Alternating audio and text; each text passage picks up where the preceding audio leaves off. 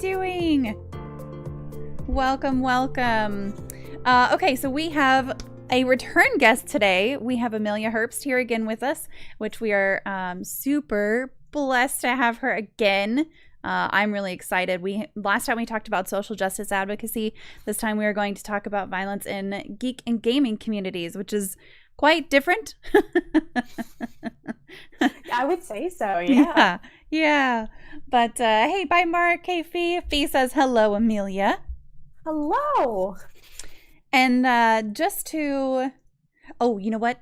Can you refresh your captions and just make sure that they're still going? It looks like they might have stopped. And I will make sure that they are refreshed on my end as well. Come on, friend. Why are you not working for me? All right. Refresh. Let's see. Are you going to work? It's trying. I'm going to adjust some audio volumes here too while we're doing that. Perfect. Ah, I caught perfect, so. Okay, there. Oh, I see it. All right, good.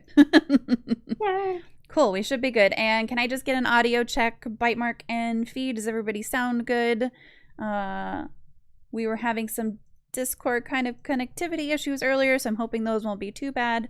While we were getting all those checks done, I will just remind you guys a little bit about who our guest is today.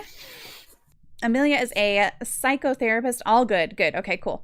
She's a psychotherapist working with underserved populations in community mental health. She's also a clinical psychology doctoral student at Chestnut Hill College in Philadelphia, Pennsylvania, although now teaching remotely, right? So her research focuses on aggression and violence in teens, young adults, and geek and gamer communities, which is what we're going to talk about today. And her research primarily focuses on personality and subcultural factors that contribute to retaliatory aggression in victims. She is very involved in social justice advocacy through her work as a therapist and her position on the board of a nonprofit called the Landerholmstead, which I am still just so fascinated with. We had our board of directors meeting, and I was like, I talked about it, yeah. And I got some things wrong, and I'm so sorry. And Rebecca's like, it's fine. She's like, the fact that you talked about it's enough. So yes. We're finally getting rolling into 2020 despite everything that's going on. Yeah. Well, okay, so we do have a question queue opened up, so exclamation point Q, and then followed with your question. We'll get that put into a queue, but I am watching chat as well, so if you put into chat, I will pick it up. And first of all, just welcome back. Thank you for being here. I appreciate you. Thanks for having me back. I'm really excited. I know when we were originally talking, it was like, oh, I do social justice advocacy, and I do like violence in gamer communities. You're like, both are great. I'm like, I don't know if we can I don't know if they go together. So I'm very thankful that you had me back. Thank you.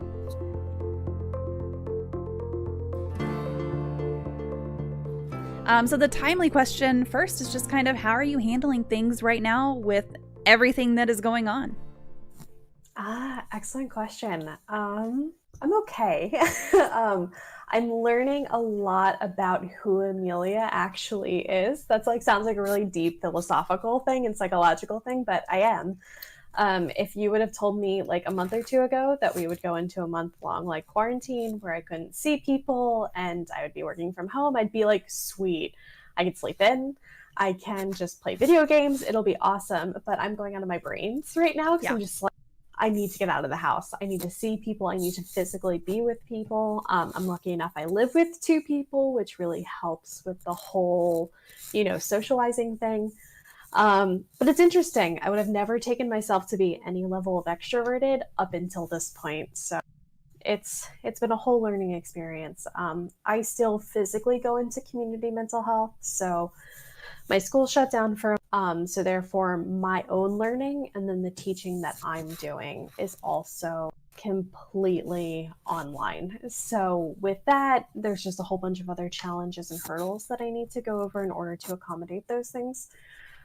So that's been a whole learning experience on top of itself, on top of, I think it was Friday afternoon, I was sitting on the stairs and I'm just like, I just want to see my dad. I just want to see my mom. That's an adult. I'm sitting here I just want to see my parents. But adjusting to the best that I can at this point and just realizing that we're all in this together so we can get to the other side of this and be able to go on with life as normal. But I'm curious, how are you doing? I mean, when we connected, it sounded like you're also juggling a whole bunch of stuff.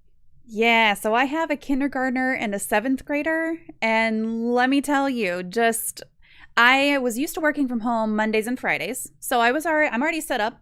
I'm set up to work from home. I've got everything, like everything's connected. I'm used to it. I can do it, no problem. I am not used to working from home while my children are home. Yeah, and I would assume that's a huge shift. It is a huge shift, and on top of that, from day two of no school from their school, they had a full workload. So they've been having full school experiences since the Tuesday after spring break from home. And it's a lot. Like my 7th grader, she is totally awesome. She is pretty self-contained and can do everything herself. My 6-year-old, my kindergartner, is not that at all. He needs a lot of, you got to sit there with him. You got to pull stuff up for him. You have to help him write stuff down. We tried the first couple days with no schedule, and that was a mess. But then also, I was used to working from home Monday and Friday, but I went into the office Tuesday, Wednesday, Thursday. So I was used to that adult interaction part of my week, and now I don't have that. So we've been doing a lot of video chatting with my team and everything. Wander Shrink Mom says, say hi to my brat. Hi, Mom. Wow, that is an interesting name. It's perfect, and I love it. Thank you for being here. That's really great. Now, if we just get my dad on board, which he definitely will not do. That's okay. That's totally fine. I absolutely love it. So yeah, it's been quite the adjustment, and I know that a lot of different people, especially parents and people who are just in a working environment around a lot of people, not even just parents, it's been a huge adjustment for us. Yeah, absolutely. Especially those of you that have kids that need to take on some of the education bits of it. You just said the schedule. We tried without a schedule and it was a mess. And I'm just sitting here thinking, I'm a mess without a schedule. Yeah. I can't imagine what it's like for your kids. I get it. Yeah. It's a lot. Yeah. And I can hold my schedule in my head, but they can't hold their schedule in their head. Even my daughter, who's in 7th grade, she did fine doing her work all day, but if I would ask her, all right, so what order did you do all that in? She's like, I don't know. Well, did you do everything? I don't know. So then we'd have to go through the list. Well, now with the schedule, it's all right, you have this much time for this subject. And so she has a very set, but it's much better now. So I know some people are better without a schedule, but it's not me. It's not my kids. Yeah, it's not me. So do you have any tips for people who are weathering quarantine or city statewide lockdowns, who are kind of looking to maintain their sanity through all of this? I think do what you can within the restrictions of your state or city. Mm-hmm. I see a lot of people that are out walking around. Actually, for us, one of our bigger national parks, Valley Forge, got shut down recently because so many people were out walking around and they were concerned it was going to be like a Florida Beach thing where there's going to be too many people out. So they actually ended up shutting it down, which is a shame. But doing what you can within what you are allowed to do. So if you're able to get outside and take a walk.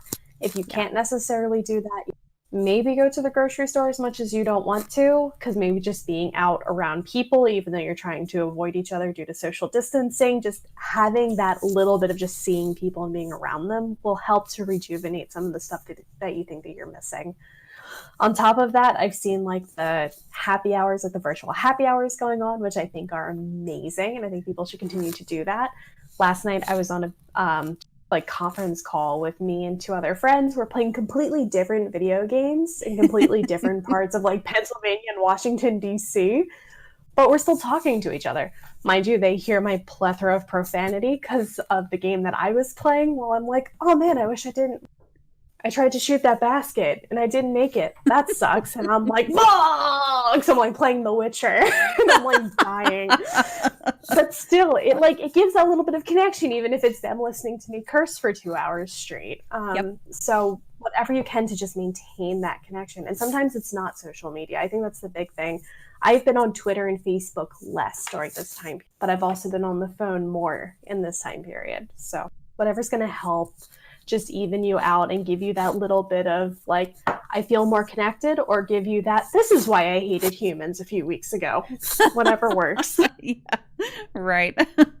Yeah, we actually had a virtual happy hour for my work team last Friday. And I was like, we should always do a virtual happy hour because I can't make it to a physical happy hour because I always have to go home for the kids, but I can make it to a virtual one. So it'll be interesting to see if a lot of us continue with some of these patterns afterwards. If you just said that, I can't make it, but I was able, you were able to make it to the virtual one because you're at home. And it's like, well, it was fun to hang out and do that. Maybe let's try to do that at least every other week or something like that, or once a month, so everyone's included. Like, that would be awesome if that got continued. It would. Do you feel that we as gamers are kind of uniquely adapted for this current social distancing situation? That's actually super interesting. So I've been thinking about that. Just on Discord, I'm in a bunch of different Discord servers, and there are some that they've talked about quarantine, and then they're like, this is my daily life. Like, welcome everyone. Yep. Welcome to what I deal with on a weekly basis. And I'm just, wow, that's a good perspective, actually. I'm going nuts. And I would consider myself a gamer, but then at the same time, I'm almost never home. I'm to thing. But then I come home and play video games, and I still consider myself a gamer. And there's people that they do spend a lot of time at home because they either work from home or they have other things that they need to do from home. I love how everyone's making a Twitch cult. The Twitch accounts. Anyway, I get distracted. That's one of the things I've learned. My ADHD's out of control in this environment. So I think that there are some people that this is just their daily life, but even those that this is just their daily life, I think that there's still something about having restrictions being put on them. I was actually talking to a streamer friend of mine earlier, and he said, it's weird. This is what I do. Like, I stream 5 days a week, anywhere from, 4 to 8 hours a day. But for some reason, the fact that I'm being told I can't do anything or go anywhere, that still affects me. I still feel more lonely that way, even though my friends and my connections are all through the internet, are all through Twitch, are all through Twitter, are all through Discord. And I'm like, it's because we're having that put on us. And even if we wanted to have the ability to go out and have that personal connection, we're being... So I think for some people, for some gamers, for some people that work from home, this is like, hey, like every day as usual, everyone's home now. I can talk to more people. This is great. This is fine. Even for some of those, it's like wow, I can't go get coffee if I want to. Yeah. So we might be a little more adapted. We might be able to settle in a little easier. But I still think we're all feeling it. Even if it's in the small way, Most definitely. I mean, even, I have a full-time job and I have kids and I'm not always on the computer and stuff, but I am a gamer also. And it's like, okay, so I know I can hop into a voice call because we have basically a perpetual voice call in a couple of Discords that I'm in where there's always somebody in there to talk to. And like you said, maybe we're playing 3 different games and sometimes that gets a little bit obnoxious, but also sometimes that's okay because you're just hearing other people interact. But at the same time, like I said, I'm used to seeing my team at least 3 days a week, and seeing other adult humans in person is completely different than only seeing children in person. So I'm not sure how people who don't even have children or roommates or anything, like, I think I might go crazy if that was me. But also I'm not introverted like I am extroverted. So I understand for introverts, maybe that's a little bit different. Maybe it's this kind of dream world little bit, but yeah. Bymark says I'm making D&D characters and stuff like crazy. I definitely miss our D&D nights. Yeah, so Bymark has a D&D group that meets in person on Mondays, but they're not meeting right now. So, but that means she's here. I'm happy you could join us. I'm sorry that you can't meet for your D&D group though. Like, That's a Yeah, bummer. that is Like a bummer. we're going to roll 20. Like that's what my group's doing. Like we will do it online on Sunday. But there's going to be a difference in not having the magic there too. Yeah. Like having our barbarian not be able to like stare down our wizard and be like, you better not like do what you think you're about to do. Like we're going to miss those interactions. So I get it. Yeah. Yep. Hey, Beer League, I get to still make wine. Nice. Introvert checking in here. I definitely feel lonelier just knowing that other people aren't doing things out in the world. Oh, that's interesting, Fee. That is interesting. So just feeling like even as an introvert, if other people aren't doing what they normally do out in the world, that makes you feel kind of weird. A little bit more lonely. Yeah, yeah. I get that entirely. Yep. The world's just different now, and it's a really weird process for all of us. It did. It changed so fast. Who knew it could change in like 3 weeks? I know. It's bizarre. And then, they're talking about this disease peaking in like June. And I'm like, man, June is 3 months away. Well, I mean, I guess it's only 2 months away now, but yeah. So I haven't left my house yet since the thing. So I have this image of like completely deserted apocalypse streets. No, definitely not. No, people are still out doing essential things. Listen, I went and rescued my plants from my office over the weekend. And I also went to Russell Feed store to get a meal for my daughter's snake. So there were definitely people out. Yeah, I agree. I'm one of the few, especially in the state of Pennsylvania, we had a stay-at-home order put into place last Monday. And I'm one of the few essential people that's technically supposed to be out and about. There were plenty of cars on that road when I was going to work. And this is not as empty as I was expecting, Yep. And I've honestly seen more people like, because during the day when I work from home, and now every day because, I'm just here, I open up my curtains. I have a big bay window in the front. I open up my curtains and I've seen a lot more people walking than I did before because all the gyms are shut down. We have a stay-at-home order as well in Tarrant County, and it's like, I don't think this quite means what everyone thinks it means. Pretty much. Yeah, but I mean, people have to walk their dogs. That's a good point. You got to walk the dog. You gotta go do stuff. You just also have to keep that distance from each other. So.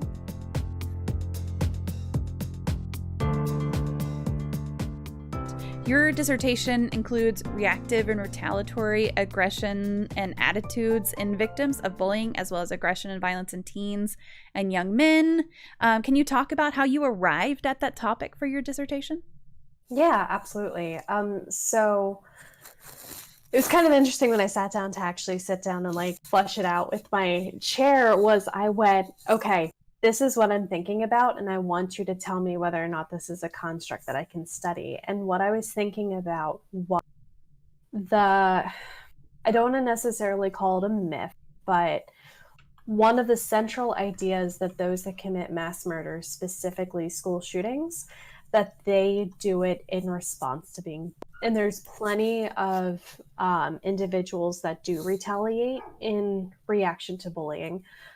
Columbine was kind of the staple for that for the longest period of time. And it's kind of something that we've heard perpetuated in the media since then. Somebody that I look up to, I'll call him an idol, kind of somebody that I look up to in the psych field. That word's not coming to me right now.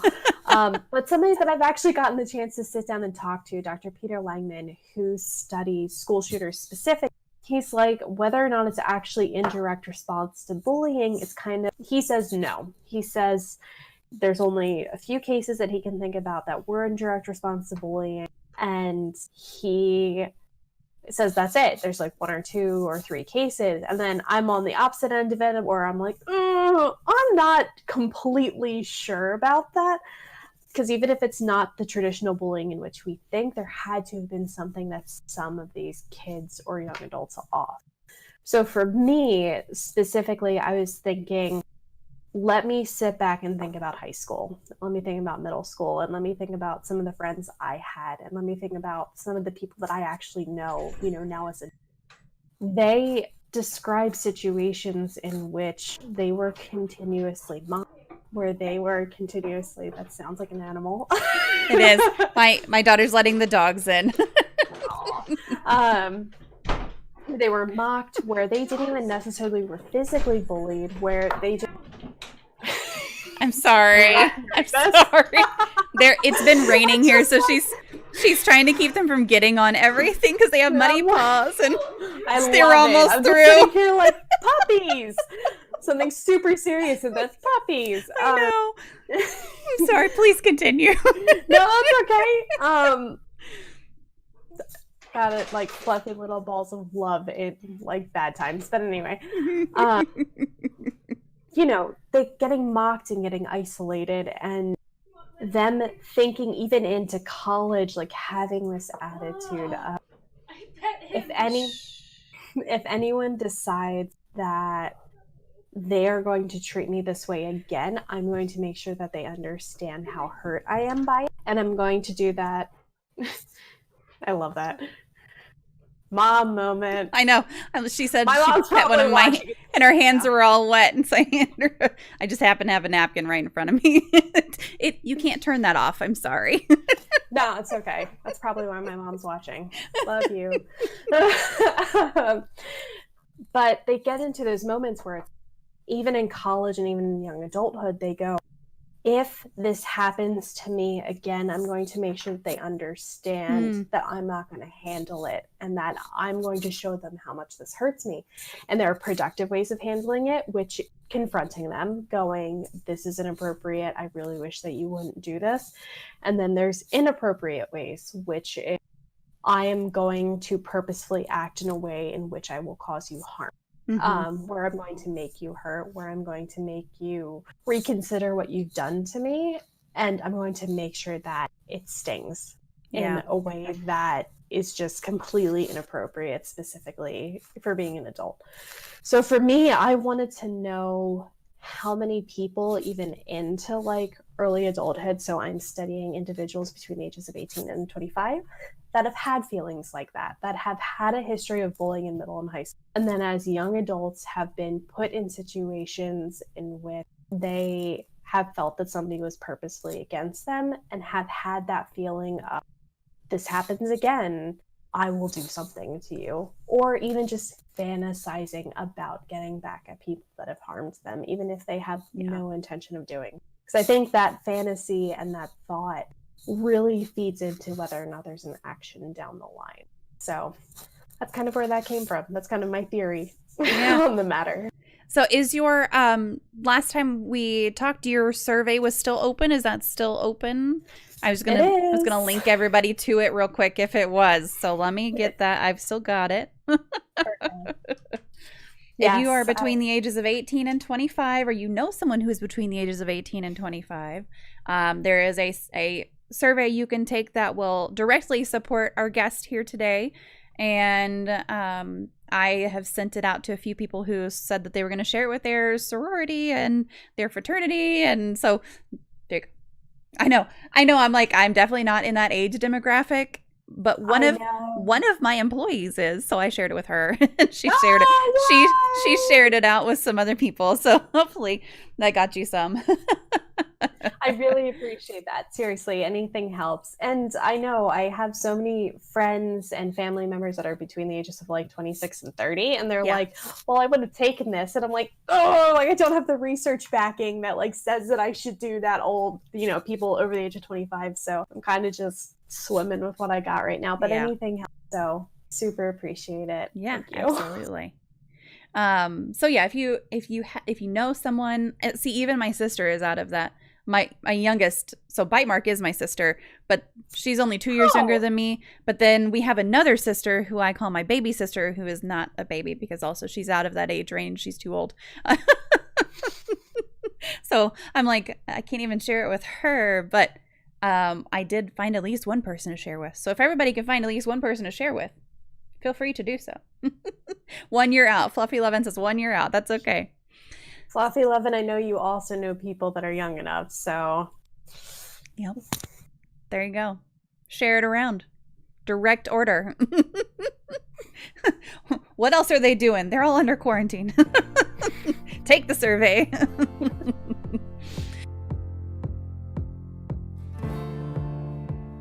So when you think of aggression and violence in geek and gamer communities, what's the first thing that comes into your head as an example? So a few of the big things that I actually think about, specifically for me, is I think about forums. I know other than like Reddit and 4chan, we don't have too many of those that exist anymore. I'm thinking like, mid 2000 forums where they like had their own website and you could like comment on like if you like a certain anime or if you liked a certain video game, and then you just shared that. Even back then, even for me being in middle school, when I probably shouldn't have been on those sites. Sorry, Mom. She learned so much about me now that I'm an adult. Yep. Which I'm sure you will go through. Oh yeah. Yeah. I think the big thing is gatekeeping. Could you try again? Oh, that's Siri. Sorry. Is gatekeeping behaviors, and you attended that panel at South, and then it was repeated with different people at. I found this on the. Oh my God, the watch is coming off. Anyway, I love it because I have had my robot helper, who I will not name her name because then she will respond to me. Oh, she's listening. Yep. She lit up green. I didn't even say her name. And she lit up green. I'm not even kidding you. They're too smart for us. Oh, God. Okay. I'm sorry. Anyway, sorry. This is such a serious topic, and we're just like arguing with robots and listening to dogs. It's okay. It's all right. So that was actually one of the first areas that I thought of, is that these are forums and communities in which people should feel accepted, and they should just be able to, be in this community and just share the feelings that they have, share their ships, share their theories. And then they don't get accepted for that. And I think for me, that's when I really started seeing it, like I think I was in a Death Note forum for a while, and just having that one person in the group be so kind of aggressive to a few of us that felt differently than they did. And it was like, what's the point of this? It is, at that time, it wasn't even like an anime series, it's just a manga. And it's like, what is the point of you getting on us about how we feel about a character? And since then, just seeing it in video games, people of color or people that are other than male have being torn apart because their voice is a little higher, or getting in Call of Duty and happening to join like a mission or something. And I don't play Call of Duty. I apologize to those of you that do. And then just getting torn apart because they're not as quick as the group that they happen to join into. Right. And it's insane how aggressive and how nasty the people can get when they're in those situations. So for me, those are the things that come to mind automatically. Forums in which people are trying to connect and communicate, and they find themselves being openly rejected.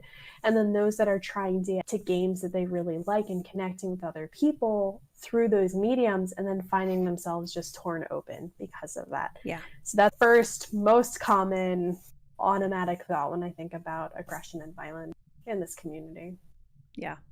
Yeah, and I will say, especially with the gatekeeping part, your panel was wonderful, by the way, at PAX South. It was absolutely fantastic. I don't know if there's a recording of it out there, but if there is, y'all should definitely find it and watch it. But it was really good to just kind of, some of the points that you made during that about, if you love a community, you shouldn't be attacking those who are new to the community because they're helping build up your community. But that is exactly what happens. Even with RuneScape, which I have played on and off for legitimately over 15 years because I have my 15-year veteran cape that the game gives you. And so, even with that, there's still lots that I don't know. And so I'll say something in the game chat and just be like, hey, how do I XYZ? And they're like, oh my God, are you new to this? What are you even doing here? Get out of here. And I'm like, babies. Exactly. 15-year veteran, you could have some kind of, you could even just tell them that, listen, I've been doing this for years. You have no idea what you're talking. I was just looking for some guidance for X, Y, and Z reason.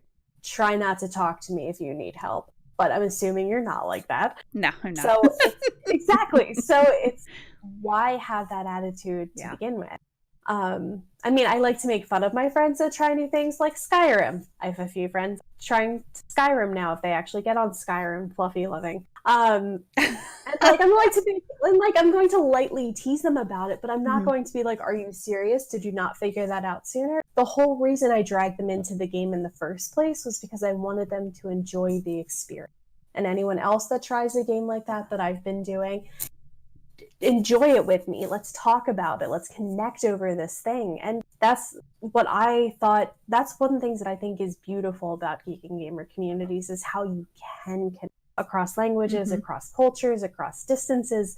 That's how you connect is through this. I know one of the psychologists that I look up to in the Pennsylvania Psychological Association, he was like, you know how I learned to connect with that was reading comic books. And he'll say it. He's like, I'm a Black man from North Philadelphia. And North Philadelphia in Philadelphia is not the best place in the entire world. It is rough growing up.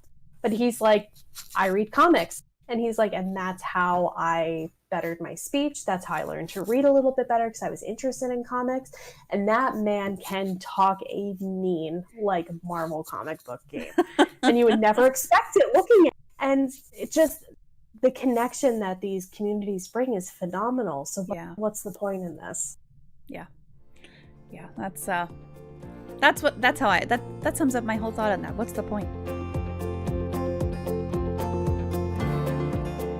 So does the gaming community's kind of external reputation of being associated with higher levels of violence, and I guess what I mean by that is like the video games lead to violence in real life kind of relationship that a lot of people have that view of outside of gaming. Does that have any merit in your research?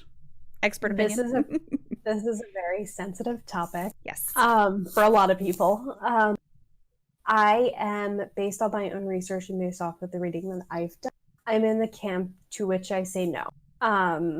I do not believe that video games cause violence. I do not believe that violent video games cause violence. In a lot of cases, kids or young adults that are already predisposed to have aggressive behavior will just genuinely enjoy more aggressive and violent type video games because it matches their level of hyperactivity, their level of action, like what they need in order to feel calm and settled. They're able to get that through the video game. So they're going to do things like Call of Duty or Mortal Kombat. Wow, I'm really pulling from Mortal Kombat. Doom, which just came out. So I'm thinking back to the Columbine example. They're going to look for games like that. And for those that have really unsettled, from what I've seen, I will say this, from what I've seen, those that have really unsettling inner thoughts, they're going to seek out games in which they can have a visualization that thoughts. And that's very unsettling to think about. But for a lot of these kids, they're just learning about what violence looks like. They're learning about what killing looks like. They're learning about that. And for them, if they want to have an idea of what that's going to look like, they're going to search out any kind of medium that is going to portray. They are going to look for movies. They're going to look for video games in which they think that they can act it out. But whether or not that actually translates into anything further, that's really inconclusive at this point. Who knows if they weren't able to do that in the first place? A lot of individuals that do want to commit violent crimes, specifically those that want to do things like mass murder, they look at news media reels of kids running out of buildings from school. Because that's the feeling they're trying to get, is what does it feel like to watch these people running in fear from somebody that could be. So it's already there. It's already something they've been exposed to, and who knows whether it is like a history of delinquency that they've had prior, whether or not that's genetic, that's still like up for interpretation depending on who you talk to, right? Whether it is based on their own personal history, like they went through a lot of stuff as kids and then they ended up becoming angry at the world and they decided to try to take it out on people. They're choosing the media that they think will resonate most with them. So it's interesting to me that you kind of put it that way, because I was just having a conversation actually with Bite Mark the other day. And then I was also having the conversation with somebody on my team at work, and I can't remember which one of them it was, but we were talking about the increase in people playing games based on diseases, pandemics, spreading, zombies type infectious disease spreading kind of games, and whether or not there was going to be an increase is what I was talking about with Bitemark, was whether or not there was going to be an increase in numbers of people playing those games, and whether that meant that that was because that's what they felt like they were living through, or that was because that's what they were interested in. But then the one that I was talking to my coworker about, I'll have to find the article, but there's actually an article that talks about, from a developer's perspective, that they did put in all of this thought into how their game modeled the spread of this infectious disease, and it's some zombie game, and that people are now playing it more right now because of all of this. And that developer was looking back going, I'm really glad we did that realistically, because people are actually playing this not to necessarily educate themselves about this thing, but to just kind of get an idea of how they could influence it. So I think that was an interesting way to kind of put that into a little bit of perspective. Plague Inc. is a really big deal right now. Yeah. So I'll have to find, I'm making myself a little note here, but I'll have to find that pandemic games article developer. Okay. All right. I'll find it. Actually, it's kind of interesting that you say that. I think back when we were starting to go through quarantine, Seattle was really beginning to explode with what was happening there. I edit a podcast called Brain Noodles, which is through Geeks Like Us. And one of the hosts, Dr. Megan Connell, that was actually Plague Inc. was actually a game that she recommended. She was like, listen, she's like, this is something that like you can kind of play. So I know it's kind of a morbid time to think about it, but that's what people are thinking about. One of the studies that I read in particular, I wish I remembered what it was. They talked about how Mortal Kombat, or games that were linked to school shooting, that went up shortly after school shootings because they were being mentioned in the media. Yeah, interesting. So like Doom went up, Mortal Kombat went up. I'm trying to think. After Sandy Hook, I think Call of Duty went up. It's just interesting that you hear about these things and you think to yourself, some people are like, I wonder why this is popular. Or there are people that are like, oh, I've heard about that game. Let me check it out. And then not actually making the connection that that's where they've learned about it from. Yeah. So it's just fascinating to realize that sometimes we're just influenced through things we don't necessarily want to be influenced through. Yeah. Yeah. So I say that whole thing about individuals playing games that resonate with them, but I do say that with a caveat. That doesn't necessarily mean that every violent person is going to play video. And that doesn't necessarily mean that every aggressive kid that you have in your life, if they play video games, that's the reason why they're more aggressive. I had two boys that I had in residential treatment. They were 13 and 14, and their game of choice was Minecraft. And I had to tell their parents that Minecraft was not the reason they were throwing the controllers across the room at them. The reason they were throwing the controllers across the room at them was because they had undiagnosed autism and they were learning how to process through their impulses. So it's a lot of stuff to hold on to. And I think like that's one of the reasons why I'm doing my dissertation study is I'm looking at personality factors. Mm-hmm. The more information that we can get that kind of gives us the idea about what we should be looking for, what things we can actually like, I don't want to say look for specifically, but things that we can be aware of. Because last thing we want to do is want to give people realize that like in this particular thing now we need to watch you because we don't know whether or not turn into a serial killer at some point. Right. We don't want to be classifying people, especially if they're kids, which is one of the reasons why a lot of research in particular is like these are the trends that we're seeing, but it's inconclusive at this point. So we don't know what they're going to turn into. There's a lot of individuals who commit horrible crimes when they're teenagers, and by the time they're in their 30s, 40s, and 50s, are completely evened out personality-wise. And you almost would never assume that they could do something like that if they were put in a completely different community with a new. Yeah. Yep, it's literally playing Minecraft at this moment. There you go, Fee. See? Yes! You've never struck me as a violent person, Fee. I mean, I've never actually met you in person, though, so who knows? You could have me completely fooled. No, I'm just... Not really. My kids really enjoy Minecraft, and I don't consider either of them to be particularly violent, although the 6-year-old sometimes scares the crap out of me with the things that he says, but that's a whole other story. The most violent person I know. Kids pick up stuff that you're not expecting. Oh, yeah. Well, it's crazy. I'll give you one really quick example of something that he said that pretty much gave me nightmares for days. He was standing there and I was standing there. I think we were in the kitchen, and he's looking at me and he grabs my arm and he's like picking up my arm and moving it. And then he kind of touches my stomach and he like pushes on it, and he physically turns me around and he's like looking at my leg and moving my leg, and he goes, "Mom, where is your soul located?" Oh. And I was like, "What?" That's really interesting, though. He was like, I can't find your soul. Do you not have one?"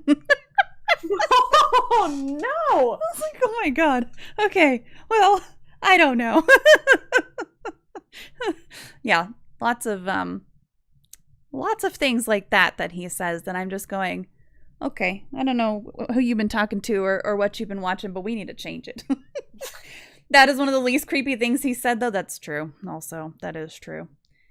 He did show up next to my bed in the middle of the night. This might be the creepiest thing he's ever done. He showed up in the I know this is way off topic, but he showed up in the middle of the night next to my bed, like 2:00 in the morning. Should have been dead ass asleep. He was clearly not. So he's holding his bear and he's standing there. Oh, no, it wasn't. It was as I was getting into bed. And it was like midnight. It was very late. I had checked on him to make sure he was asleep. I went upstairs. I got ready for bed. I was at my nightstand plugging in my phone, so my back was to the rest of the room. And I turn around and he's just there holding his bear. And I jumped. I almost punched him. I mean, just creepy. Normally he sounds like a herd of elephants going up the stairs. Not a sound, not a peep. And I go, "What's wrong, honey?" And he goes, "I saw the soul come out of the doll." And I said, "What?" "You saw what doll? What are you talking?" Because he doesn't have dolls in his room. He still has stuffed animals. I mean, I guess he has a Captain America doll. But it's just like, what doll are you talking about? And he goes, "The doll, it had a soul and it came out." And I said, Leander, what are you talking about?" And he goes, "Never mind. Can I cuddle with you?" And I was like, oh, dear Lord. And so the next morning, I asked him, I said, "What were you talking about last night?" And he goes, "I don't want to talk about it." And I was like, can you point me to the doll? And he was like, "No." Yeah, so he's very, we have some very creepy stories. Jeez. Well, my mom says it gets worse, and it does get worse. My sister's living with her right now. My sister's in it. So she's had some interesting experiences with my sister being at home in her mid-20s. Oh, Lord. Yeah, that's, my child terrifies me sometimes, but also he is the sweetest thing ever. Like, lots of hugs, lots of kisses, lots of "I love you" moms, you know. So anyway, back to the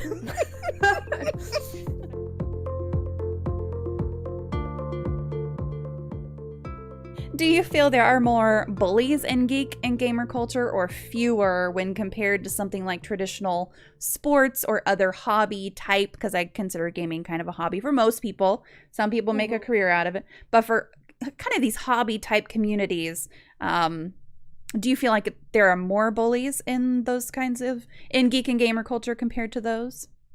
I love that question. That's a really interesting question. So I have my phone up because I know I'm not going to remember. Okay, so a really good book is called Toxic Geek Masculinity in Media. It's more talking about just pretty much just how male influence in geek and gamer communities, specific just geek communities across the board. They actually reference the Big Bang Theory. How you don't realize that it's actually there because of how it's made.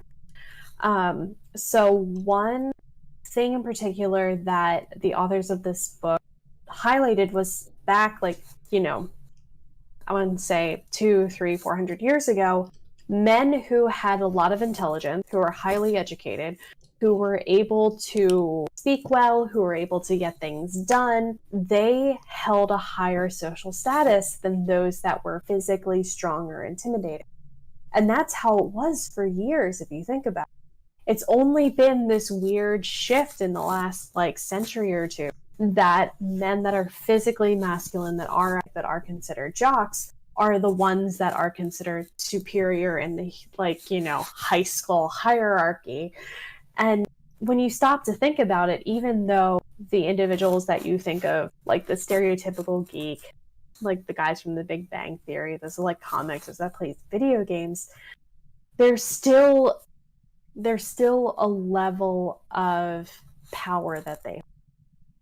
So it's interesting to actually think about that, because there are just as many bullies in geek and gamer communities as there are in the athletic community, but the bullying looks incredibly different. In geek and gamer communities, it is holding the intelligence, it is holding the knowledge of certain things, it's holding 15 years of experience, it's holding the, well, I know this person from a comic book convention, so I know what the right thing is, or the, you know, are you even a real if you use a console instead of a PC? Those of you that know I use a console, shut it. PC Master Race. Oh, no, I'm totally kidding. I just had this conversation recently. I'm like, come on, guys. So that's what that looks like. I swear to God, man. I knew he was going to speak up. That's why I was like, I see you. My friends are great. You get a different set of friends this time. So, but that's what that bullying looks like. It doesn't look as overt as shoving nerds into lockers, or as, you know, physically harming people, beating people up outside of school. It looks almost insidious in a way. It is individuals that purposely push people out of community. It is people feeling like they don't have the ability to play the games that they're interested in, not being able to get into the cosplays that they want to get into because of the color of their skin or the materials that they have. Or just, I think, one of the big things that's really come on my radar recently is the idea of cancel culture, where it's individuals. Some of them are really terrible and really need to like take a backseat and reevaluate their lives to think about things before they come back into the general public. And then there are those that make mistakes based on what's been given to them by the people in their community, and being told that's it, you're done, you're out of the community as a whole without any chance of redemption. Bullying looks systemic. It looks large, it looks completely backed by the public, and then bullying looks small and micro and just between two people, with one person being afraid or one person being dissuaded from doing something that they truly love. So I say it's a balance, you know? We don't have geeks necessarily beating each other up physically outside of the GameStop, but at the same time, there are people being driven from communities. Sorry. Yeah. I mean, that's a really good point, because I've had a couple of interactions on Twitter where I've had somebody say, you know, I think we've gotten past the, like, I don't know that we're past it, but the kind of kill yourself meme days, right? Where everyone would just say KYS, and like it's a big deal, like saying that to somebody. The first time I saw anybody say that to somebody else, I was like, I don't even know what that means. And then someone explained it to me. I was like, you've got to be kidding me, right? Like no one would say that to another human being. But no, I mean they did. That was a big thing. But I've had someone very recently, just in the last month, tell me to delete my Twitter account. I'm like, what are you even talking about? Like, you know, over something completely asinine and stupid and out of context. And it's just like, maybe you should read the rest of the thread and understand what you're even commenting on. But it's little things like that, and that wasn't gaming related, that was something else, but it's little interactions like that. That's a really good point, is that there's those tiny little micro interactions in gaming that you might not even see in some other sports, although they do have online communities for they do have online communities for other hobbies and everything where those things could happen. But I think in geek and gaming culture, especially, we have a lot of our interactions online, and that does allow for those teeny tiny micro bullying moments. Yeah. I mean, Potter brought up a good point. He did timestamps for a gaming news channel. Oh my People told him to gosh. kill himself. It's the weirdest, littlest, it's the Yeah. things that we step back and really think about. It's like, is that something that you would say to somebody when you were in high school? Like the whole like, oh my God, you slammed the locker too hard, kill yourself. Like that's almost like, but the fact that it's online, it's amplified and it's permanent, and it's, unless it's banned or blocked or the person deletes it or you have a conversation about it, it's there, and it's stagnant, and it seeps into you, especially if you're the type of person that can't shut stuff like that off.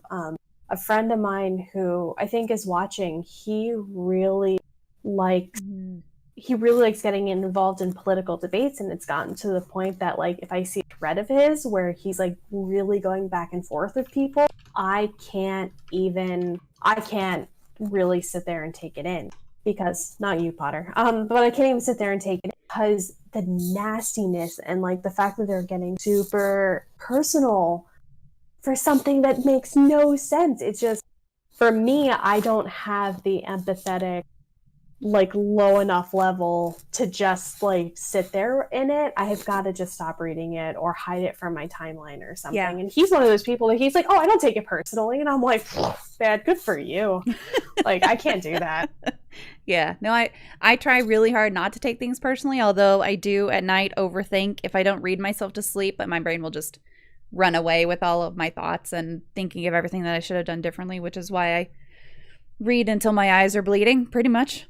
But you know, Potter brought up a really good point too. So we haven't talked about swatting at all in this context. And for those of you who don't know, swatting is where someone gets doxxed typically, or they happen, you know, they do it. Some people do it to their friends who they know in real life, which is way beyond ridiculous to me. But it's where they report them for an extreme. They report them for an extreme crime, and then while they are live streaming, typically try to get SWAT to come to their house while they're live, and it's just like, that's crazy talk. Yeah. I've actually only learned about that recently. Potter, I don't know if you're the person that actually clued me into it. I think that's the biggest that. But and I think I outright said it. If I didn't say it then, I said it to somebody else. I consider that violence. And people will be like, really? Like, oh, Absolutely. but that's just like, I'm like, no, I'm like, you are bringing an agency that could cause serious harm to somebody into their home and into their personal space. That is violent. Yep. I think for me personally, my violence range tends to be a little more on the sensitive side, just because you can cause an extreme harm to somebody even when you don't mean to. So the difference between aggression and violence in a lot of cases is that violence is something that is purposely done with malice in order to cause that person to hurt. And aggression is, you can do something that's violent in a way, but it's not necessarily meant to cause them harm. But the problem with that is that you're kind of riding a fine line between something that could potentially seriously hurt someone and then something that could cause serious lasting damage that you're not fully aware of. I mean, words can be violent. I think that's an interesting thing. That's a debate that I got in. This is, should you really be talking about aggression in like gamer communities, since a lot of gamer interactions are done through the internet. They're not necessarily done, you know, face to face. Like, you know, it's not two gamers, it's not one taking out a knife and stabbing the other. Well, we did have somebody walk into an esports arena with a last year, so that's violent. But no, I think our words, our actions, things like swatting, doxing people, especially if they're bigger streamers, especially if they're bigger like internet personalities, that can be insanely violent, especially if you don't know if they've got stalkers. You don't know if they live in places where they can be safe. You are bringing serious harm onto an individual. And it sucks to get that super sensitive about it, as I've been told, but you gotta protect each other. Like, that's the big thing. And I think people need to be reminded of that. Well, and I mean, I don't know, this is the best parallel, but there's physical abuse, there's mental abuse, there's emotional abuse, there's verbal abuse. All of those are abuse. They're different kinds of abuse, yeah, but violence isn't necessarily me punching you in the face. Violence is me intending to cause you harm. I totally agree with that. I absolutely agree with that. And swatting for sure can cause both physical damage to property and sometimes to person. Like if they were to bust through here, my front door is right over there, and if they were to immediately come over here and drag me onto the ground or something, like that could cause physical harm for sure. But not only that, but then there's the emotional part of it where you're frightened and all of a sudden there's people in your house and that's a violation of your space. And then also there's kind of the mental piece of like, this person on the internet actually wanted this to happen to me. Like that's a mind fuck. Like that's not cool, you know? Yeah, so absolutely. There's lots of levels of that that's crazy talk. I can't deal with, Bite Mark says, I can't deal with people being wrong. No one's wrong on the internet. It's on the internet. It's got to be true. I just want to explain to them why they're wrong. It's exhausting. Yeah. Bonjour. Yeah, that's yeah, no one's wrong on the internet. What do you mean? If they write it down in internet space, it's automatically true. No, I get it. I do.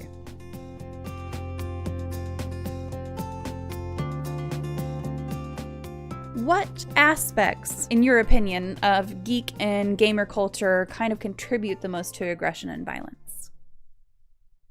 Oh man, so let's get super deep on a psychological level for a minute. Let's go. Let's go. Let's just dive right in there. A big thing about, one of the biggest aspects about these communities is the leader. So big thing is the leader of the, I'm going to use a friend and I hope he's okay if I use him as an example. He is really interested in how he can get his community to change for the positive because he sees so many other streamers that have communities. And one of the things that I kind of said to him, and he's actually kind of just gathered in general, is that it's him. He is the leader of that community, and how he interacts with people in chat, how he encourages his moderators to interact, that is what is going to change the community for the best. So he had a stream in particular where he just, I think he was tired. He had a really good friend of his in chat, and she was blowing it up, and he considers himself a family-friendly streamer, and she was just like dropping F-bombs, talking about sexually explicit content. And he got to the point that after about, I think halfway through, he was like, why am I talking about this? What's going on? Children shouldn't be watching this. Like backpedal, and he had to start like trying to like stomp out the various fires that were created because they were following his lead. So that's a big thing, is what are the priorities? What are the things that mean the most to the leaders in your, and then with that, the people in your community, where are they coming from? What are their backgrounds? What are the things that they deem vital parts of their experiences in these communities? So if this is a community of people that they really, really, really like Skyrim, but this particular community really likes the magic users in Skyrim. Well, magic users typically tend to fight at a distance. So for them, there's a huge possibility you've got a bunch of interests that aren't really going to get involved in things.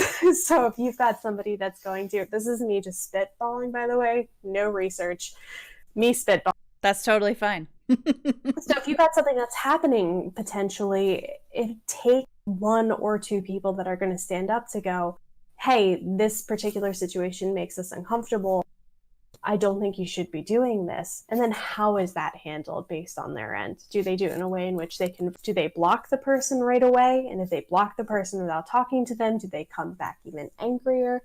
And why is that person angry? A lot of this is based off of individual characteristics, but leaders in communities really are big parts of it. I love the word that you use, which is keyboard shield, which is, or even just monitors, like the monitor mirror. People are far less sensitive when they have to communicate through a computer, because for them, they're not seeing the person, they're not reading cues, they're not reading person cues.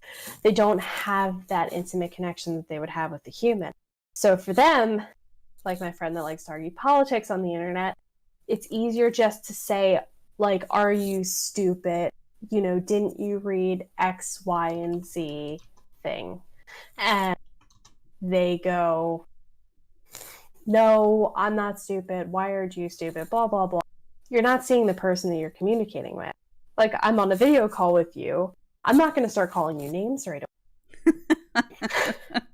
But if we got in an argument over Discord and I can't physically see you and I have a relationship with you, there might be more of an opportunity for us to get a little, like, you know, back and forth at each other. Right. Exactly. You mentioned competition. Competition is another big thing that actually ends up kind of stirring really big aggressive emotions in people. But in a lot of times, competition, once the competition is over, as long as they already pre-exposed to having aggressive kind of personality traits, they are able to eventually permit to be able to talk. But if you are a highly competitive person, you are more likely to have an amplification in aggressive. But that doesn't mean it stays that way. Yeah. It just means that you have a goal that you need to get to. And if you are a type A personality person, you've got a tad bit of aggressive energy, you're going to go for it a lot harder than a lot of other people can. And a lot of people that do have more aggressive personality types are more likely to do competitive type games. Yeah. Yeah, not right away. Not yet. Right. I mean, you know, you might start calling me names eventually. Exactly. Stingray, yeah. I mean, most things are fine here. There are very few words that we try not to say here, and that happens to be one of them. So please refrain. I'm not even sure how I got through the chat filter, but it did. So just don't do that. It's fine. We drop F-bombs here all the time. We say almost everything, but the key word there is almost. Almost. Yeah, almost. Close. This is you do have to click through that this is a mature stream, but yeah. We're more mature than that. How about that? Yeah. Yeah, so I use the term keyboard shields, and it's just that, like, you're hiding behind something, and if you're not face to face with someone, it's easier to say things. And I feel like that's a big problem, especially in games where you don't even have voice communication. Like, it's so easy just to type stuff out, right? You can type something out that you might not say in a voice chat, and you can say something in a voice chat that you might not say in person or even on a video chat. Where or when does most of the violence in geek and gamer culture occur? Kind of led into that question there. I mean, honestly, it happens all over the place. And I think to think that most communities are safe isn't necessarily... Man, that's like that's the pessimist in me coming out, unfortunately. Like, for instance, My Little Pony. There are bronies out there, and there are individuals that almost kind of end up in gatekeeping behaviors, because they end up really invested in this thing that is technically meant for children. I don't judge anyone that's into My Little Ponies, like, good for you. But something as simple as a children's game like Animal Crossing. There are a bunch of people that are getting really upset at Animal Crossing, this person included. But I'm not going to go onto Twitter, and I'm not going to harangue people for not really, up at the level that aren't at the level that I'm at. And then I don't want people coming after me because I don't have 100,000 bells and this huge house and X, Y, and Z thing. It can be anywhere, and it's based off of individuals in particular. Unfortunately, Twitch is an area where if you can create an account, you can be involved in any community that you end up setting foot into. So I'm clearly smiling for a reason. that people that don't necessarily belong in certain communities can come into communities and they can stir things up, and that can make the members of the community feel uncomfortable. So, for instance, if there's a community that is based on mental health and wellness and all of that, you can still have that one, the flashing. I love it. Anyway, yeah, I know. So, I am the maths debater. That's a good one. I like it. Thanks for the follow. Yeah, so safe communities can also have that same level of violence and aggression in them. It's just who are the individuals that are coming into them. So a lot of ones that typically tend to hit in particular, they're the ones that have highly aggressive players in general. So this is esports, this is Call of Duty, this is particularly dark communities where they have graphic or insensitive materials attached to them. Those are the ones that you'll see pop more just because of the level of violence that are already in the community in general. Techniques, thanks for that, host. I appreciate it. Yeah, nobody clicked that link. You're not my real dad. I'm clicking it. Oh, Fee. I'm not clicking it. You let me know how that goes for you. Oh. So how, and I'll preface this question by saying, especially in the context of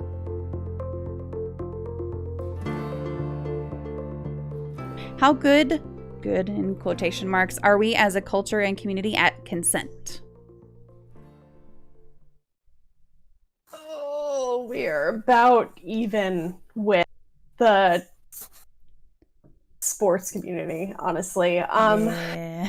we're not doing too hot for very similar reasons. So instead of it having the attitude of I'm big, I'm strong, I'm athletic, and then I deserve X, Y, and Z thing, it is the I am intelligent, I can do all of these things on the computer, I can, I'm really good at gaming, I'm a huge streamer, I'm a huge YouTuber, so therefore I should be able to have this person, or I should be able to act in this way that is inappropriate.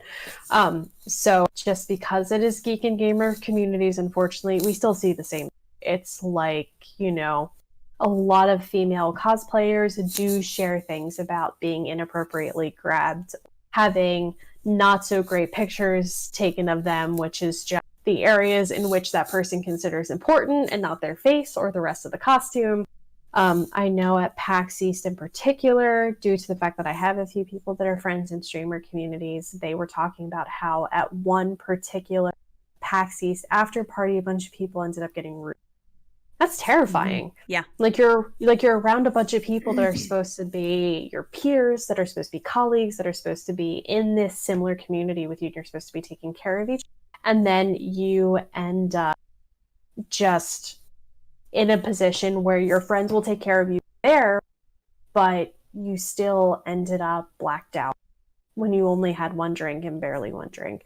It's sad, unfortunately, and I think that a lot of geeks and gamers are just as bad as the people, if you decide to stereotype and split based on stereotypes, especially high school stereotypes, a lot of geeks and gamers that are just as bad as jocks. There's a bunch of the guys that, are in the hoodies and they are like the Elliots from Mr. Robot, that they're just as bad as the Tyrell Wellicks. I'm sorry for no one that watches Mr. Robot, but it's a thing. It's a great show. If you haven't watched it, you should. It's on Amazon. The first 3 seasons are on Amazon Prime. Go watch it right now. It is a mindfuck. I mean, seriously. Mr. Robot's amazing. Yeah, exactly. Really good. Boys will be boys does not discriminate.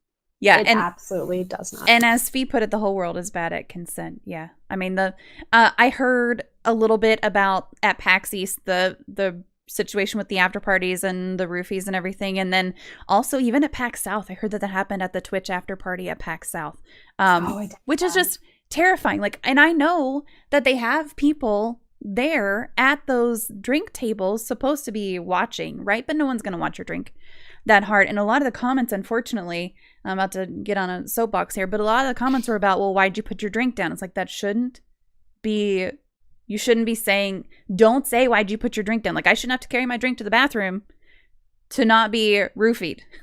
That's not, I don't drug people. How about just don't drug people? Like, just don't do that. Agreed, exactly. And I know a few of the female streamers that ended up getting roofied, they were with friends. Yeah.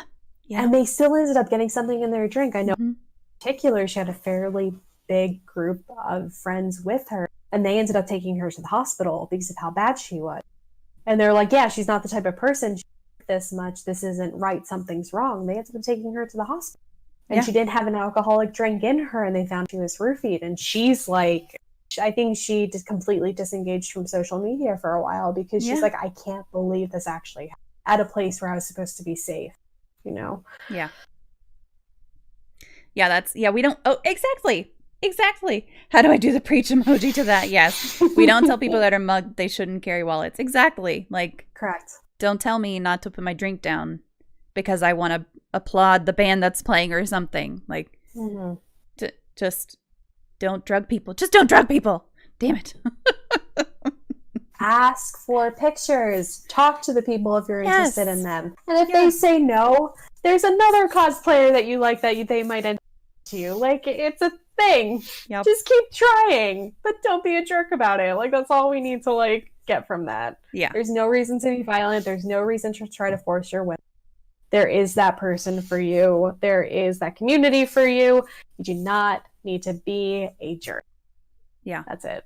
Yeah, not all cosplayers want to be touched either. Like, and especially if their costume is particularly elaborate, please don't touch it. It probably took them days, months, sometimes even years to put that costume together. And if you touch it the wrong way, not only might you damage it, but also they might be very protective of it. And I wouldn't blame them if they punched you. I mean, agreed. You know. Agreed.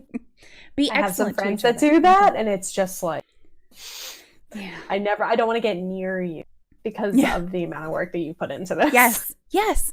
I can't remember which maybe it was TwitchCon.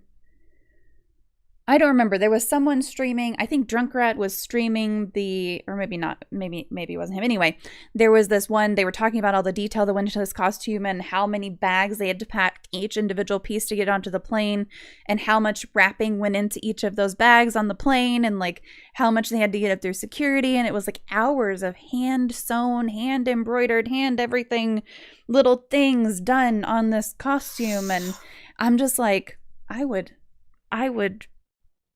legit be so upset if somebody touched it just wrong.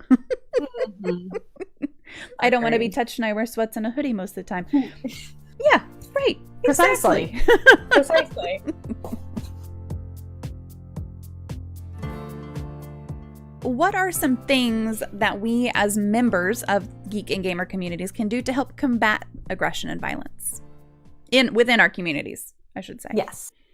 So specifically within your communities, if you know the person acting in an aggressive and violent way, if they are in gatekeeping behaviors, if they are talking in ways in which you deem to be inappropriate, that might scare off certain members or newer members of the community. If you have that relationship, talk. I guess the biggest thing is to communicate. Because a lot of these people, if they just get chastised by a moderator, specifically in these particular communities, if they just get chastised by a moderator, they don't have that connection. Instead, they're being told that what they're doing is wrong. They don't understand why it's wrong. I was just giving this person advice and they're being a little bitch about it, excuse my language. And then they don't understand what exactly is happening. And instead, if you have this relationship and you can go, hey, I see what you're trying to do there. So-and-so really wasn't for you to tell them how to do the right thing. They were just kind of curious as to other ways you could do this. Maybe If they get a little nasty with you or if they snap at you, don't take it personally. It just happens to be you didn't quite give them what they were looking for, and that's okay. On top of that, if there are people that are acting in a way nothing that they're doing is getting through to them, if you try to have those conversations with them, might be a good idea to just time them out for a little bit or to block them, because at that point, if they are acting about and you are not going to be able to sit down and get to the psychological depths to figure out why they're acting in this. And I discourage that entirely, because you don't know what you're into if you do that willingly. Mm-hmm. But just not being afraid to be like, we tried our best. We really wanted to make this work with you because you do belong here. Continue to play this game and continue to read this comic. Continue to do this thing that really goes to you. But we can't have you here because it is dangerous, because it is harmful. Yeah. On top of that, encourage positive behavior. Like my friend who wants to have a really family fun stream. Like, he eventually had to be like, wait, whoa, hold on. Like, this is not something that we talk about here. And then after putting out the fires, he was able to kind of rein his chat in and then be able to continue forward, be that leader in your community, continue to show them that this is how we want to act and this is how we want to support each other. So that's how we do that. Yeah. If it ever gets to a point in which it is very violent and very aggressive, hard block them, hard tell them this is not how we act. Just don't do it. For people that, if you feel that need to really correct somebody, argue with somebody, think about how you're doing it. Are you trying to tell them that you're right and that's the wrong way? Or are you trying to give them information that's very better? Or that might give them another theory that might open up a conversation. It's all about approach it. So I'm sure this sounds really a lot like the gatekeeping talking, but that's okay. It works for gatekeeping, it works for aggression. Mm-hmm. Hard violence is going hard because in most cases, the response to violence, if you know them really well, you should be talking to somebody, which may or may not set somebody off. Or it is we need to remove you and you're more than welcome back if you to start acting differently. But what you're doing is harmful and you don't want this to. Yeah. Yeah. The link that Bitemark posted is okay to click if anyone wants to click it. It's a beautiful costume, by the way. She said there was a Caliph cosplay recently where they hand sewed thousands of leaves onto the cloak. And if I made that and someone messed it up, I would be big mad. It's beautiful. This little cloak is just gorgeous. Be afraid to breathe near costumes that elaborate. No kidding. No kidding. Yeah, me too. That was beautiful. Yeah, it is. They did a good job. Can you imagine hand sewing all of those on? Nope. I don't have that kind of patience. But also, I do not have that patience, and I'm not that creative. Right. But can you imagine you're at a convention and someone comes up and gives you a giant bear hug and you're like, how many things did you just mess up on my costume? Especially those that do the little sequins. How many did you just spread off of me? Yes. Or even just if one gets turned, the pattern looks completely different. So, yeah, I don't do cosplay for the same reason I don't do bob and lace. I don't need the murder charges. Yeah, no kidding.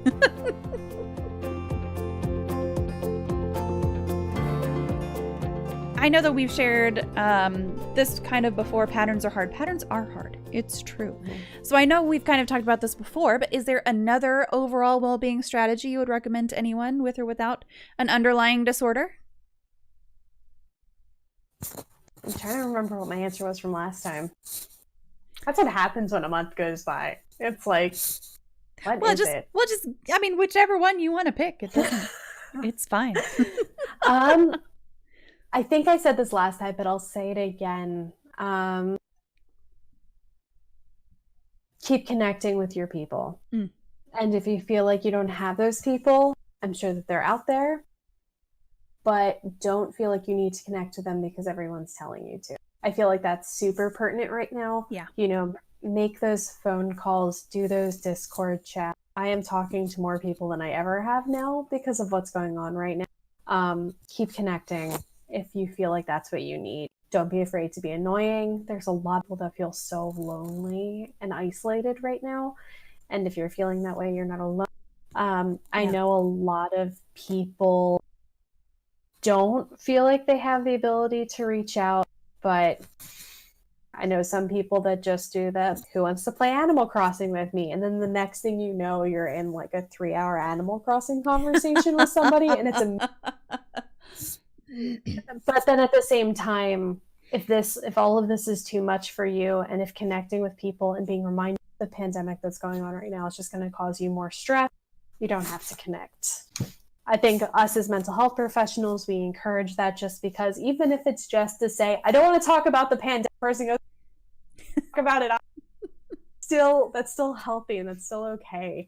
And then you stop talking to each other. At least you've made that connection. But also, if you want to sit in your sweatpants, and if you just want to play video games and eat Nutella off of a spoon in your living, go for it. I'm not going to judge you. Whatever you need to do right now. Specifically with the fact that there's a lot of pressure in us being more productive because we're at home. You're at home. You don't need to travel as much. We all should be settled in now, so therefore you should be doing 20 million. No. The information that we're currently taking in the world is heavy, and it's a lot, and it's something that I think we're all still trying to figure out how to process, including us as mental health professionals. Like, we don't know how to process this. Right. We're doing the best that we can. We're figuring out alongside with everyone. It's okay to be unproductive. It's okay to want to sleep for half the day. It's okay to just be overwhelmed with everything that you're hearing and being worried sometimes. And then other days being like, I just want to go to McDonald's. Like, it's fun. It's totally okay. Embrace those feelings, acknowledge those feelings, keep social distancing, but wash your hands. It's okay to feel the way you're feeling, but just do what you need to do. Yeah.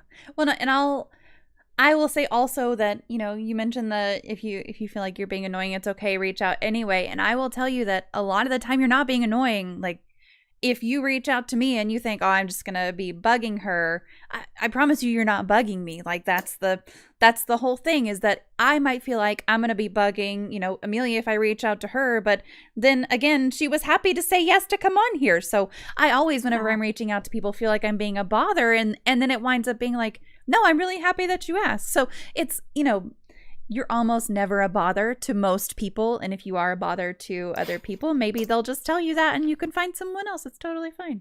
Eat chocolate. Don't tell me what to do. Bite Mark says, so Potter says also, if you don't have those people, reach out to people you think might be those people. It usually works out. Yep. And if they're not those people, maybe they'll just tell you and connect you with the people that are those people. Right? I mean, that's fine. And then Bymark said, that brings up an interesting thought. Do we give a lot of leeway for retaliatory violence, or do we just talk like we do? If someone touches you without permission and you punch them in the face, what percentage of geek culture is going to side with you? Ooh.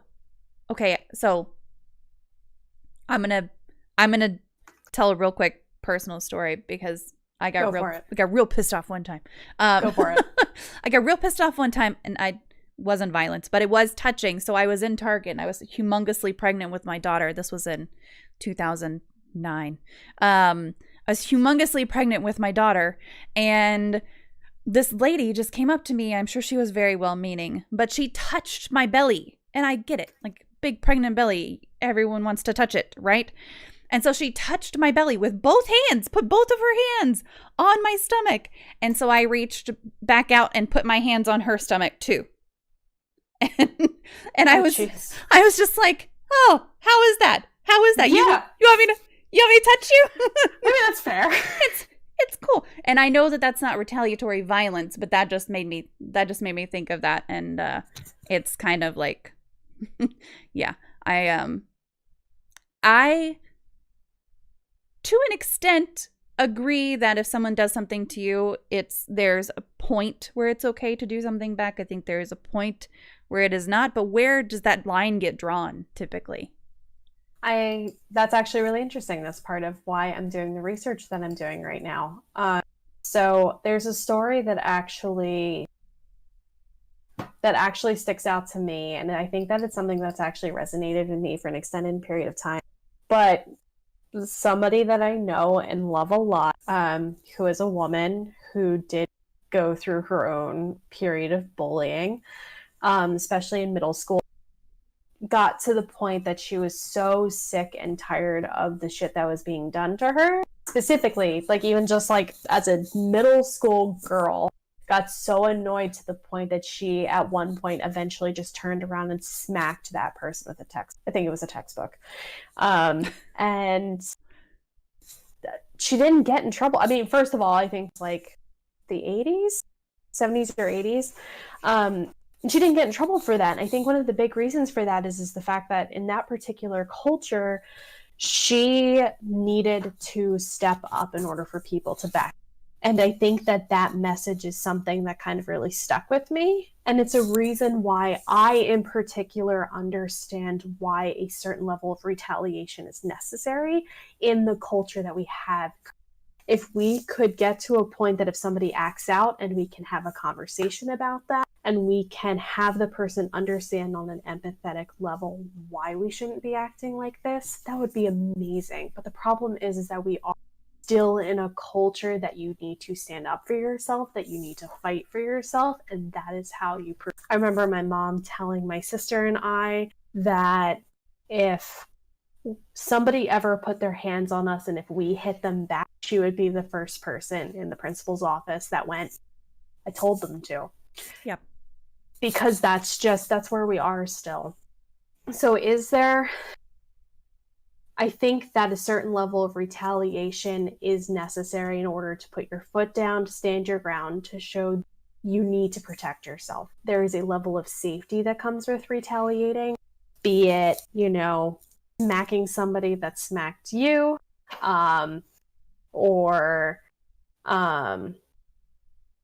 smacking somebody that smacked you, or, saying something really hurtful for you and then you saying it back, then you saying something back like in response, but then saying like, how does it feel to have that happen?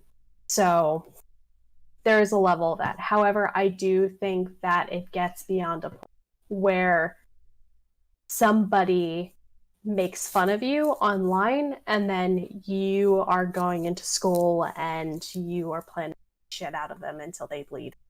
Right. There's levels. Yeah. I don't think that retaliation should be something that should be accepted and should be something that we should still be promoting. But there's still safety in that depending on the culture and the community that you're in. Yeah. Unfortunately. Yeah, I mean, I'll be completely honest, but my kids know that they are not allowed in any way, shape, or form to start a fight, but they are allowed to defend themselves and they are allowed to end the fight. So, like, it's sad that I even have to tell them these things, but especially for my daughter, like, you just, not that it's not this way for men also, but for women in particular, in my experience, having a boy and a girl, and also having boys the same age as my girl, like, it's different. And the kinds of things that they go through, you just kind of got to teach them to stick up for themselves a little bit differently. So, yeah. There's no part of having kids that terrifies my very introverted wife more than that. It's real.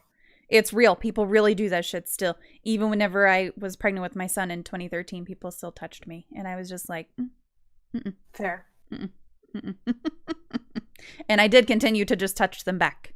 And it's amazing just the looks that you get with that. My mom would have told her to wear steel-toed shoes and then kick the person in the shins with everything. Oh, good grief. So, yeah, it's sad that we have to have that retaliatory violence piece of it. And I would say try not to take it overboard, especially with online things. I feel like when something happens online, and we talked about these little micro interactions, right? So someone saying, no, delete your Twitter account, whatever. Mm-hmm. There is the chance that that person who that other person is talking to is going to then try to make it their mission to make the other person's life a living hell, or vice versa. I don't agree with that part of it. Like, I think that that's probably not good, but I agree. And I think probably the big thing is like, as a therapist and as somebody that's in the mental health field, I actively discourage against it. Mm-hmm. So as much as I said that point, do we forgive retaliatory aggression? That's my answer is yes. And this is why it happens, why it still exists.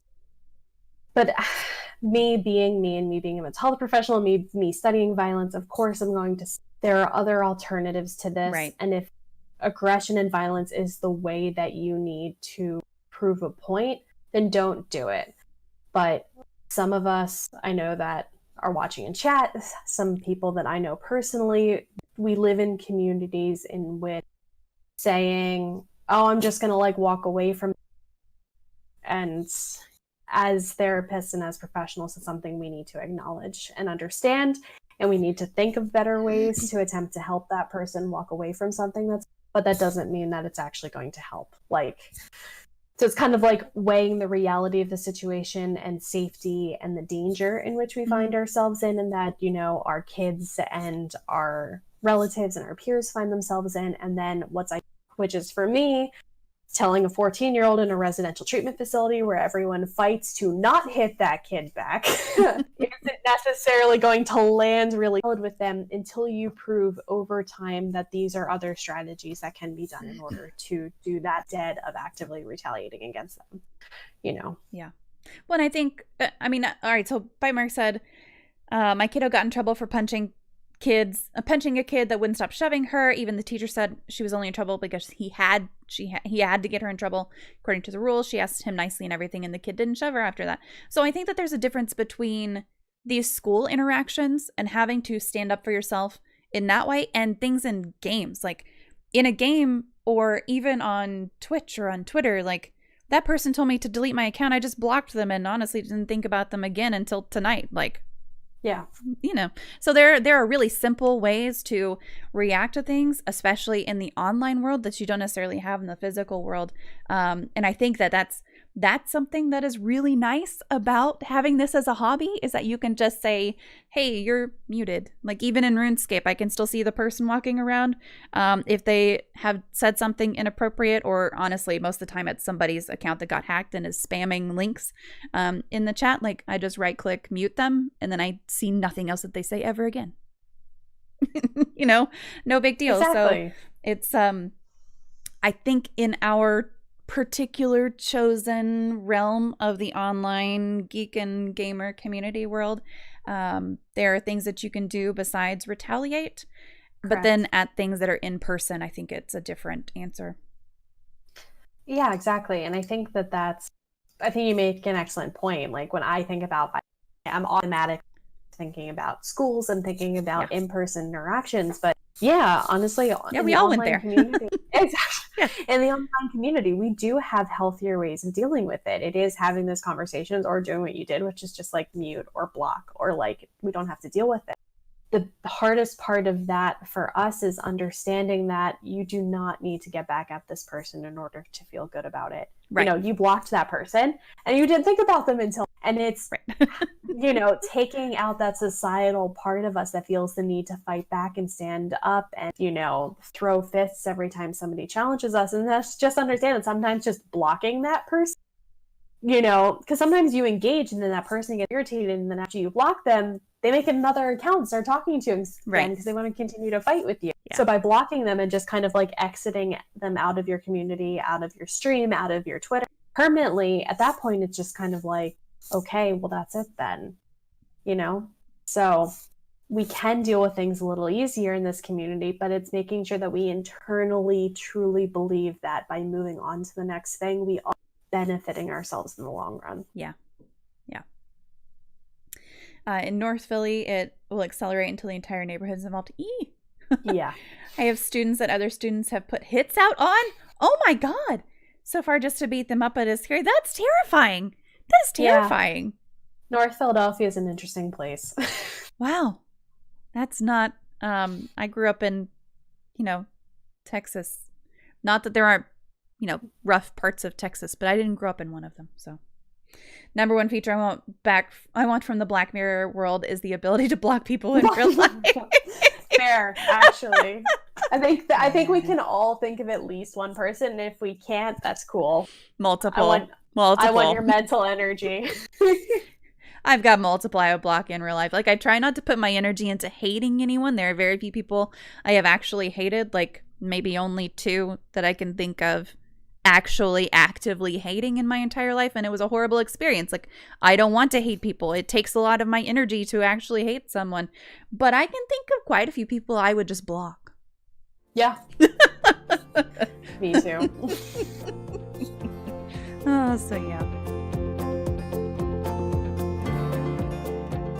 All right, so if you could change one more thing about the mental health field or people's views of mental health professionals and educators, what would it be? And I will say, this is my typical ending question, but I'm going to put a tiny little spin on it, especially right now, you know, with everything that's going on. Is there something right now that you wish you could just shift the narrative a little bit to change people's views on? So I have two things. Go for it. I agree with Potter. I'm happy these are now being seen as something that's good and healthy for us. Like, you know, I love Dr. Anthony Bean. He's like loving this. Like, who's saying that like it's good for us? Like, you know, that's great. But that's Potter's, not mine. But I think two things in particular. One is similar to what I said last time, and that is remembering that we're one of those of us that are psychologists, that are psychology professors. We are going through our own transitions. We are dealing with this just the same way. And just because we have the training that we have, just because we're told to do, you know, things that help to keep us all together. If my mom's still active listening in chat, she knows. I texted her on Friday and I'm like, do you need a wellness visit? Like, do you need something? Like, can I come see you? Like, because, you know, we're not see people unless it's like visiting family to check on them. And I'm highly educated. I am privileged. I am all of these things that should like check the boxes that I should know that this is, and I should just be okay with that. But I am going stir crazy, and I'm a therapist, and I have my coping mechanisms the best that I can right now. But we're all in this together, no matter what we do. So just remember that. The second thing would be specifically in this community. I think we're beginning to see it a little bit more, at least in the side of things. But it's interesting to actually hear it from a government standpoint that mental health is important and we are essential. Therapists are still going into work. Therapists aren't in the hospitals. They're not treating people just like the doctors and nurses. But I still go into work and I still see people and I'm still there and we're still driving in like everything that's needed right now. So if you don't think that your mental health is serious as physical health, realize that this time in particular, we're beginning to see how important it is. And we're here for you. I mean, of course, there's a few of us that are going to be like, I just want to sleep in, I have to drive into work. But we are very blessed to be in a profession, to be noticed. We are needed. And therefore, if you need us, we're here. Yeah, I have been really surprised that my therapist is still offering in person. I expected her to say, okay, well, we're good. We're just going to do video or conference. And last time I had a session, which was last week, she was like, no, I'm still coming into the office. I was like, what? What do you mean you're still going into the office? But yeah, they're absolutely considered essential under everything. Like, that's beautiful. That's just beautiful. I love it. Okay, hang on. What is Funny Cake? So Funny Cake is, Mom, correct me if I'm wrong, it's a Pennsylvania recipe that it's like, it's kind of like made in this pie tin and it's got like this layer of chocolate on the bottom. And then it's just like this cakey material like on. So if you think kind of like, I don't know, it's like a white cake, pound cake. God, Mom, I'm so sorry. Best part about having, okay, there we go. It's a pie with chocolate on the bottom and the white cake. So I need that. Okay, cool. Good enough. She sent me, I have half of one now. So that's why she said I need Funny Cake. Nice. It sounds like flan cake. Sort of. Now I need to know what flan cake is. Oh, I had a coworker whose mom made flan cake, and it's a chocolate cake. So you make the chocolate cake batter, and then you make your flan and the stuff that goes into flan. I don't know. I don't like flan very much, but whatever goes into that, and you put that on top of the cake, and then while it bakes, it flips. So it winds up with or maybe it's the other way around. Maybe you do the flan on the bottom. I don't know. Whatever it is, it flips the other way. But I will find her recipe because I know she sent it to me Nice. I'll find her recipe and I will share it if I'm allowed to. I'll have to get permission from her mother to share it, I'm sure. Upside down impossible cake. God, all right, now I'm hungry. That happens. Now I need funny cake. When is your mom sending out the funny cakes? Told you, Mom, you need to start a business. People will order that stuff. Yeah, I will. I'll order one. So with that, I mean, that's kind of the end of the questions that I had, but are there any other questions? We need food, right? Where's the pizza for chat?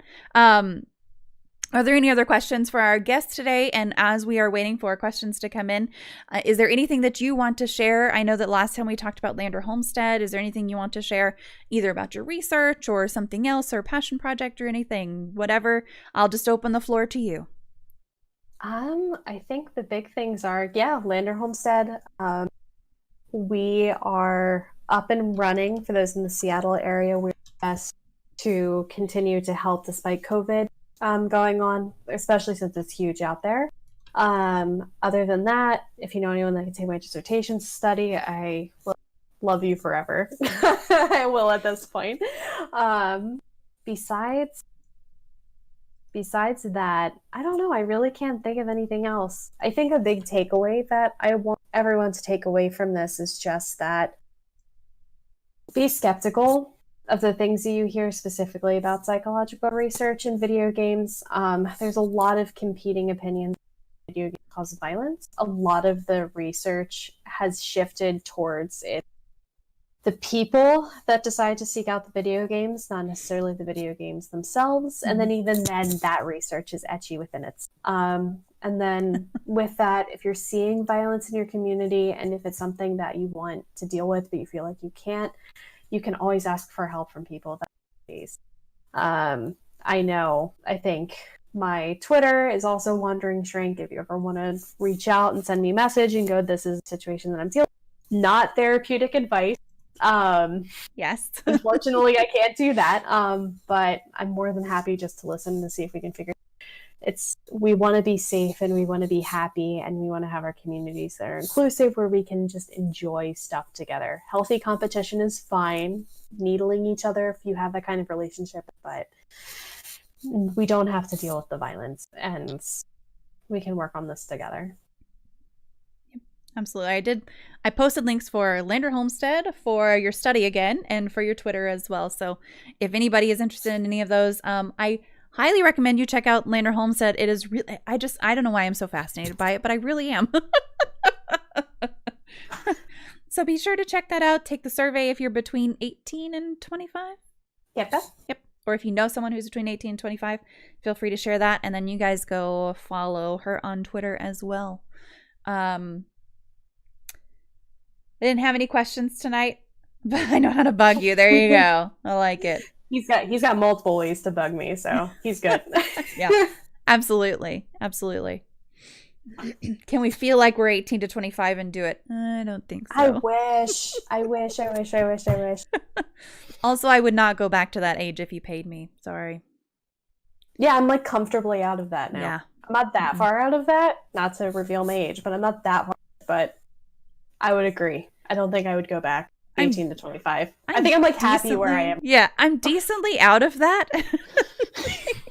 Like I'm on the, I'm out. I'm far enough out that I'm just like, no, absolutely not. Not even. When I was 25, I wouldn't have gone back to being 18 or 21. By the time I hit 28, I wouldn't have gone back to being 25. And now I'm like, I don't want to ever see my 20s again. just never. Just never, please. I've heard that from a few people. I thought I was so smart by 28, 29, and now I'm just like, I was such an idiot. I think that's the best part about like getting my degree is I think I have a few people in my life that since I'm in a doctoral program, they're like, oh, you're going to feel like you know it. No, I've learned that I know nothing. The worst part about this degree is I'm like sitting here like, I know nothing about this world. And it just continues to get smaller. The more I know about psychology, the more I know about violence, the more I know about all that. Man, I could have tons of conversations about that. And then I could talk like math and I'm like, nope. No thanks. Yeah. What's that called? The Dunning... There's a term where you think you know everything. It's a chart. You think you know everything. You think you know nothing. And then all of a sudden you think you know everything. And then you learn that you know absolutely nothing. And then you kind of get to a decent point and you level off. Yeah. It's Dunning-Kruger. Yes, that's the one. Thank you. Yes, that's the one I was trying to think of. We've talked about that here before. And still I couldn't remember it. But yeah, there are a lot of things where I'm like, oh, I can do this. I've got it down. And then all of a sudden I learn more. And I'm like, oh, I knew how to do one thing of this. And it's like 1,000-point process. I know this one thing really, really, that's what I have a few people that are like, you're getting your doctorate, you're intelligent. So this is for all of you. You're getting your doctorate, you're super smart, you're super intelligent. I'm like, nah, I know about like, you know, this itty bitty to the world. And I know that super, super, super well. Other than that, good luck. Yeah. Okay, well, thank you for being here today. I appreciate you coming back on and gracing us with your presence again. And it was a really good conversation. Chat, give me just a minute. I'm going to be giving away some games here in just a minute. So I can't remember what they are right now, but I have them open in a tab somewhere over on my other screen. So I'm going to be giving away some games in a second. So don't go anywhere. We will give away some game codes and probably switch over to RuneScape because there's a new skill in RuneScape that we're checking out. So Bymark says, thank you for being here. Fiona says, thank you for your presence. Great conversation. Is it Tetris? Archaeology. Yes, it's archaeology. Give me just a second to disconnect with our guest and I will be right back. Oh, can I give away a free game? I'll give away a free game all day. I'll be right back. Don't go anywhere. Let me disconnect with Amelia here. Thank you again for being here. Good night, everyone. Thanks for having me.